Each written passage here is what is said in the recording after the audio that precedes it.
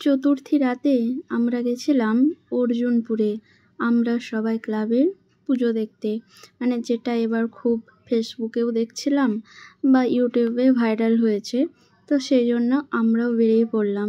কিন্তু গিয়ে তো একদমই অবস্থা খারাপ, কত ভিড় দেখুন। মিনিমাম 1.5 থেকে 2 ঘন্টা হাতে নিয়ে যেতে হবে, তবে আপনারা ওই ঠাকুরটা দেখতে পাবেন। তো মোটামুটি যতটা ফেসবুকে ভাইরাল হয়েছে, আমার এই লাইন দেওয়া থেকে আরম্ভ করে যতটা কষ্ট এই ঠাকুরটা দেখার জন্য, অতটা আমার ঠিক মনে হলো না যে এতটাও সুন্দর। তবে খারাপ নয়, সুন্দর তো অবশ্যই, নইলে কেন ভাইরাল হবে। তবে হ্যাঁ, যতটা এখানে টাইম ওয়েট করতে হচ্ছে বা যতটা কষ্ট, সেই তুলনায় দেখতে গেলে সাধারণ ঠাকুর যেখানে এতটা ভিড় নয়, সেগুলো দেখা অনেক শান্তির।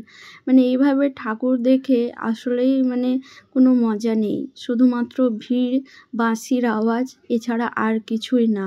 আপনাকে ভেতরে একটা সেকেন্ড দাঁড়াতে দিচ্ছে না। 1-1.5 ঘন্টা ওয়েট করার পর ভিতরে যখন 1-1.5 মিনিট থাকা যায় না, তখন খুবই খারাপ লাগে। মানে এতক্ষণ ওয়েট করার পর ভালো করে কি প্যান্ডেল সেটা বোঝার আগেই বাইরে বের করে দিচ্ছে। তো মোটামুটি ভালোই লেগেছে, খারাপ না। তো সেটাই ভিডিওটা আপনাদের সাথেও ভাগ করে নিলাম।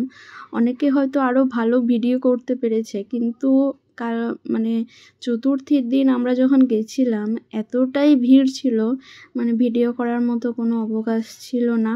তবুও ছোট্ট ছোট্ট কিছু ক্লিপস আপনাদের সাথে ভাগ করে নিলাম। তবে আপনারা যারা যাবেন তারা কিন্তু মোটামুটি 1.5-2 ঘন্টা সময় হাতে নিয়ে যাবেন।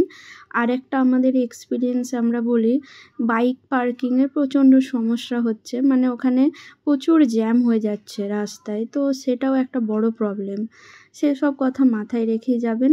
তবে ঠাকুরটা আমার অসাধারণ লেগেছে, মানে মনে হচ্ছে যেন কোনো মানুষ, মানে জীবন্ত কোনো নারী যেন দাঁড়িয়ে রয়েছে, জীবন্ত মা যেন। মুখটা দেখলে একদমই মনে হচ্ছে না এটা কোনো প্রতিমা। আমি তো প্রথমে মানে দেখেই মনে হয়েছিল যে সত্যি সত্যি হয়তো কোনো মানুষই দাঁড়িয়ে রয়েছে। তো এটাই, কেমন লাগলো জানাবেন।